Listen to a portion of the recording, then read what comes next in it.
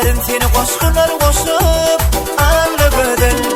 İm oğudun gödeli sen öz ovamın anla gödel. Dinle kulak koyup men yürek ovadım anla gödel. Çektirmedi dari söydim sende yari. Yüzün günü yatmatar alyan akları. Çektirmedi dari söydim sende yari. Yüzün günü yatmatar alyan akları.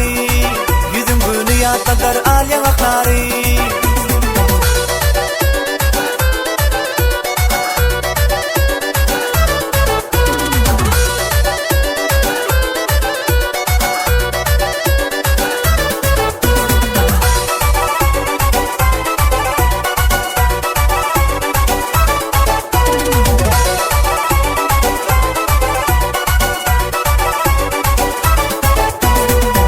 Yaşamağa men kararım yetmedi anla gödel.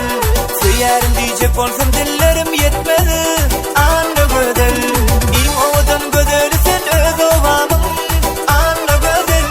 Dinle kulak koyup men yürek ovadım anla gödel. Çektirmedi dari söydim sende yari. Yüzün günü yatmatar alyan akları. Çektirmedi dari söydim sende yari. Yüzün günü yatmatar alyan akları. Yüzün günü yatmatar alyan akları.